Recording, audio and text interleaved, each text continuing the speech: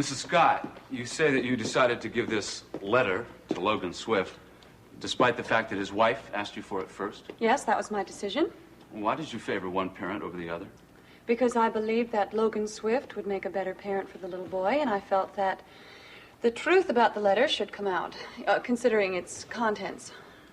Are you absolutely sure about the contents of this letter? Are you sure that it wasn't merely permission for you to keep that baby for only a brief period of time? No, the letter stated that we were to raise him as our very own son. Mrs. Scott, how well do you know Logan Swift? Well, he's a very good friend. He is my husband's best friend. You say was because until recently you thought that your husband was dead, didn't you? Yes, I did. In fact, for the last 6 months, you've been living the life of a widow. Objection, Your Honor. This testimony I promise connection, Your Honor. Very well, you may proceed. Mrs. Scott, isn't it true that during the 6 months that you thought your husband was dead and buried, that you and Logan Swift drew closer together? That you became more than just friends? That, in fact, you actually fell in love? That you were lovers? Objection, Your Honor. This is only an attempt to embarrass and disconcert this witness. Mr. Rutledge, I still fail to see that you have made a legitimate connection in the case at hand. Well, Your Honor, I believe the witness is falsifying this evidence out of a personal bias. Your Honor, we object to these allegations. Yes, sustained. Now, Mr. Rutledge, if you wish to prove that the witness is perjuring herself for personal or other reasons, you'll have to do more than make assertions.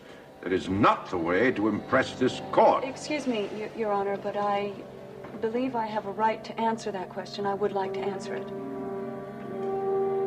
Well, very well, Mrs. Scott. It isn't true. It just is not true. You're not in love with Logan Swift? The only reason I am in this courtroom is because I know the truth, and I think everyone else should know it too.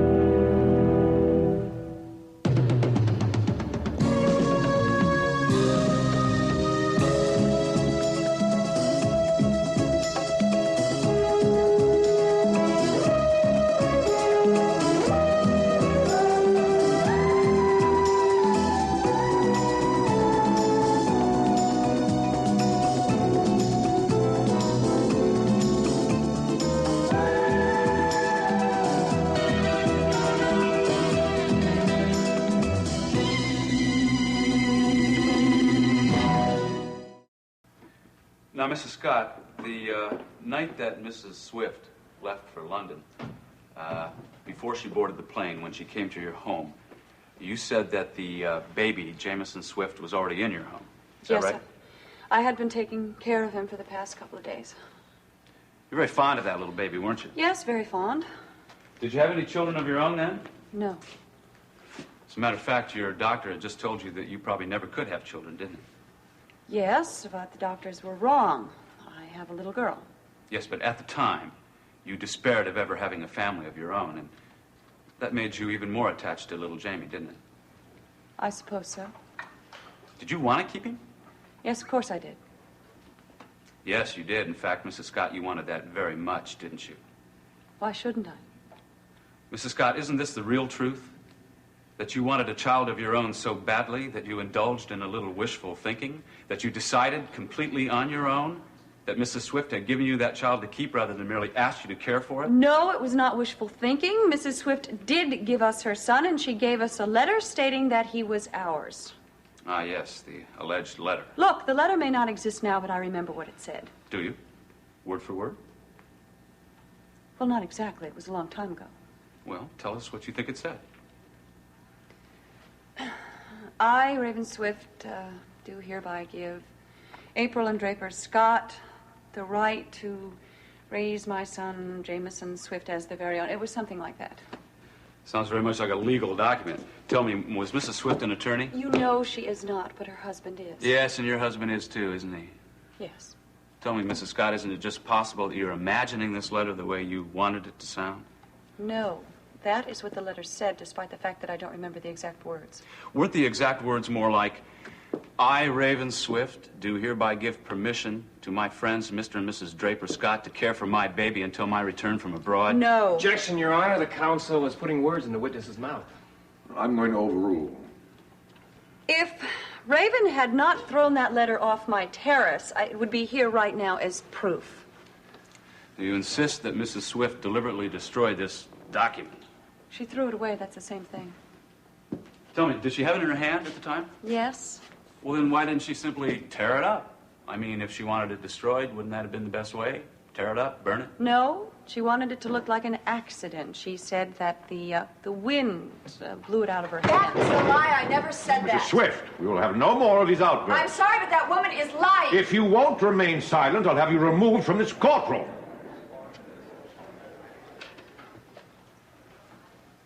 Now, you may go ahead, Mr. Rutledge.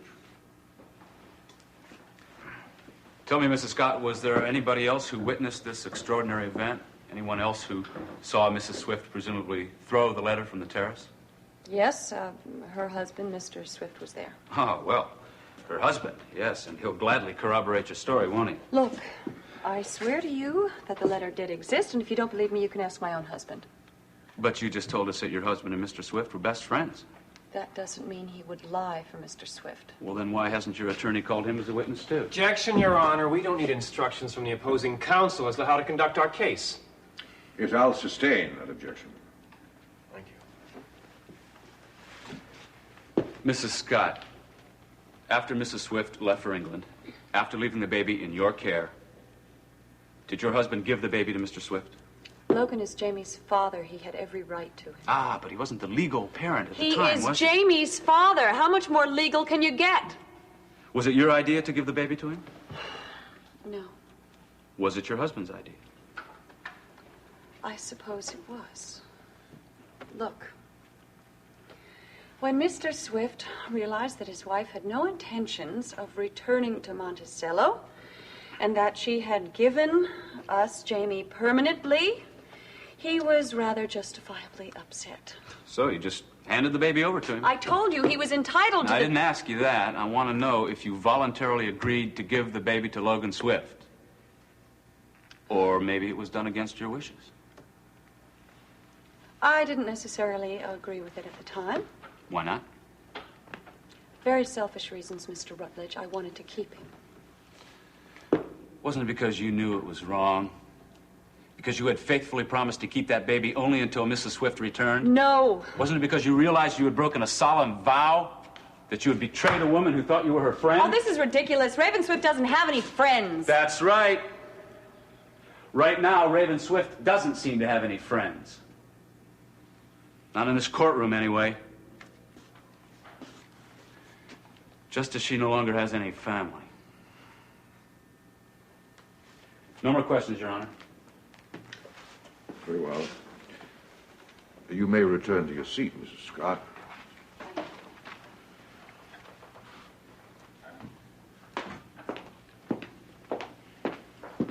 Mr. Nelson, if you wish to call another witness. Mr. Nelson, Oh, yes, Your Honor. do you wish to call another witness?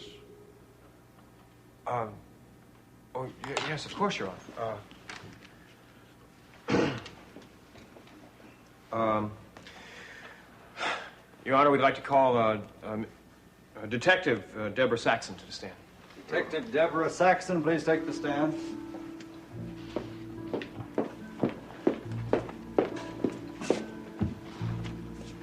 Place your left hand on the Bible and raise your right hand. Do you solemnly swear to tell the truth, the whole truth, and nothing but the truth, so help you God? I do. State your name. Deborah Saxon. Be seated, please.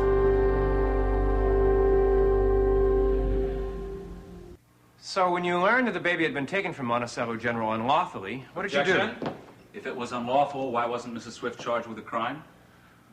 Well, I can answer that, Your Honor. Mr. Swift didn't wish to press charges against his wife at the time. As a point in fact, Mr. Swift was advised that he should do exactly what his wife did. That is, steal the baby back again. Objection. Steal is a rather strong word, Mr. Nelson. All right, Your Honor. Appropriate the baby back, but he chose not to do this.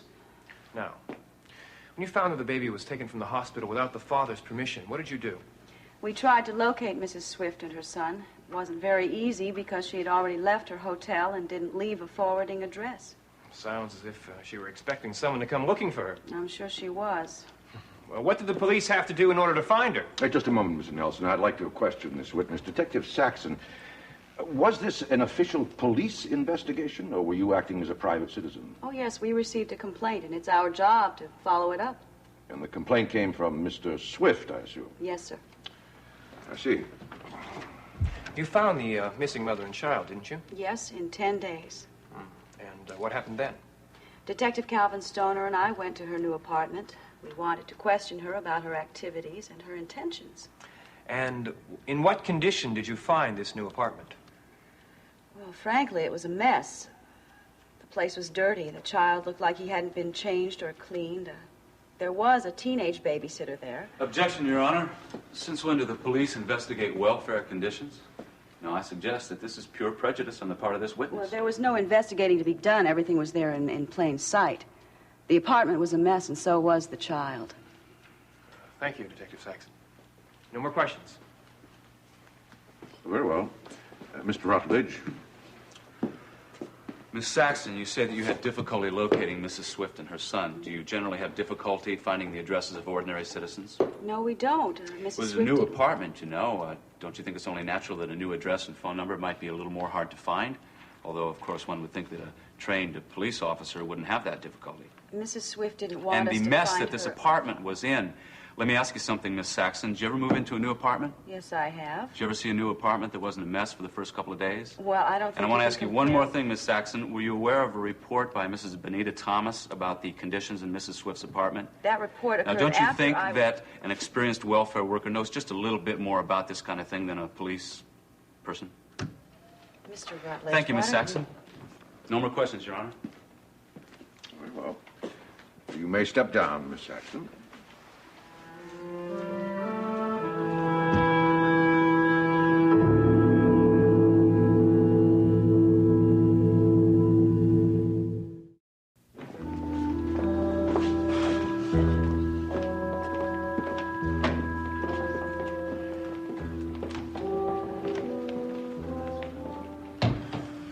Go on and say it.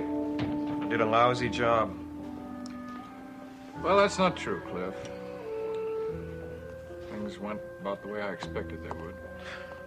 Ron, we were shot down in flames. You know that as well as I do. Bet you wish Mike were here instead of up at the governor's conference. Did you just stop it? You did a fine job with April. You impressed the judge. I'm sure he could see that April was telling the truth. Rutledge was fabulous. He made it look as if she did it all for love. Oh, well, I mean, Raven and the baby, not it. I know what you meant. I'm sorry about all that gossip stuff coming out. We knew it would. That is why I did not want April on the stand. Oh, we knew who put him up to that one. I should say who put him down to that one. Well, it was Raven's idea, there's no doubt about that. Well, what would you say to a hamburger, huh? Right now, Yeah. I'd say hamburger. I don't think I could take you now.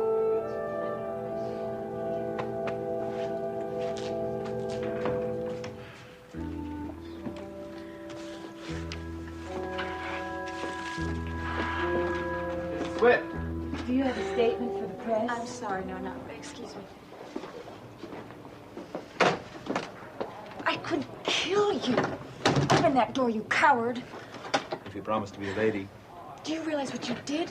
You stood there and waved that thing all over the place. You think it's real funny, don't you? I did find it a bit amusing. Yes. Yeah, and then you dropped the thing at Cliff Nelson's feet. He didn't even bother looking at it. People are not as observant as you think. Elliot, if he had looked at it, he would have stood up, stopped the whole trial, and they would have proved that I lied. Come on, nothing happened. Why are you so worried? As a matter of fact, I think things went pretty well for you this morning. You could have lost this case for me. You mean with, this? Oh, give that back. I need that, darling. I need it more than you do. This isn't the letter. It's a bill. Yeah, it's my laundry bill. From the Unicorn. Huge, isn't it? All those tablecloths and napkins. You are a monster. Can't speak that way to your best friend. I don't have any friends. Didn't you hear the court? Oh, yes, that was a very touching scene, wasn't it? How many times did you rehearse it? Well, just wait until you inherit your baby's millions. You'll have more friends than you know what to do with. How about some lunch? With you in public, never. I thought you'd feel that way. See you later. When I get my baby's millions, I won't need any friends. I won't need anybody. I have to get down to the paper if I'm going to file a story today. Nancy, what are you going to say? Just going to state the facts, that's all. And the facts are bad. Let's face it. The judge will probably do the usual thing and give custody of the child to the mother.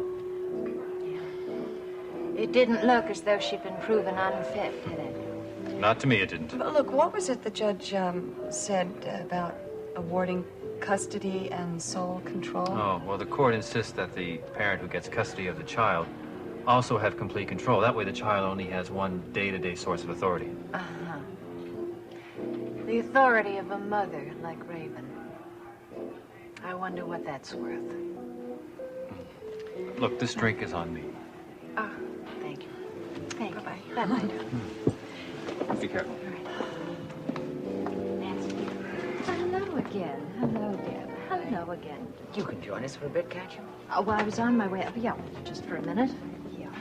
Nancy, I hope you're going to be able to find some encouraging words for the Monticello News. Well, I guess the best I can do is be very brief and non-committal. Something tells me you're not optimistic either. Deborah, as a writer, I'm supposed to be objective, aren't I? Well, I do have to go. Take care. See you. Okay, finish telling me about how you broke through Raven's blockade. Well, I simply bullied my way into Nadine's hospital room. I told her I wasn't going to let 30 years of friendship go down the drain. And it worked. Then I proceeded to tell her what I thought she ought to know about Raven's behavior. Do you think there was a lot of hostility between Raven and her mother? My dear, they didn't get along from the time Raven was 7. Would you say that Raven hated her mother? I would say that love and hate are the opposite sides of the same coin. Well, I know they used to quarrel a lot about Ansel. I think that there was a lot of possessiveness, don't you? Yes, I suppose so. Well, don't you think that... Maybe I better not ask you that. Well, there's somebody I could ask a question of. Will you excuse me?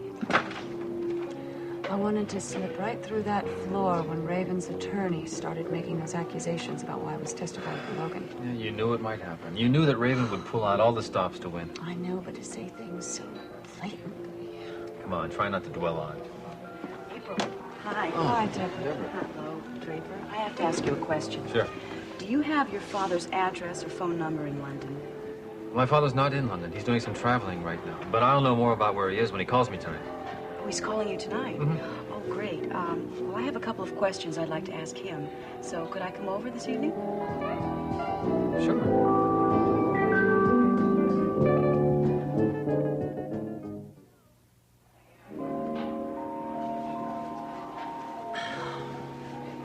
Well, I wonder why Deborah wanted to talk to your father.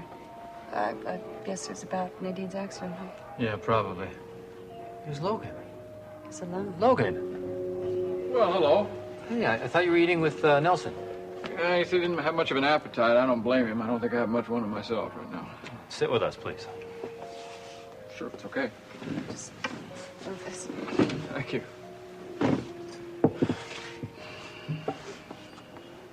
Thank you, April. Thank you for all you did for me. And, Draper, I am so sorry that Rutledge brought up that garbage about April being biased. I am biased. I want you to have custody of Jamie, not Raven. So I am biased in favor of Jamie. We both feel that way, Logan. Look, and you really don't have to thank me about anything because I didn't do such a hot job up there today anyway, so forget it. Are you joking? You were perfect up there, wasn't she? Yeah, I've been trying to tell her that for the last half hour. Well, listen to the man. He's a lawyer, remember? Neither one of you believe what you're saying, so just stop it. No, you're right. Things don't look too bright right now. Always another day. I suppose. A case like this, though, is usually decided on the first day, so I'm not hoping for any miracles tomorrow. I made a decision. About what? Well, what I'm going to do, if I lose this case, I lose my son, I don't think that I could stay around this town and watch Raven raise him. You don't mean that. You're not going to leave Monticello. If things go the way I think they're going to, that's exactly what I'm going to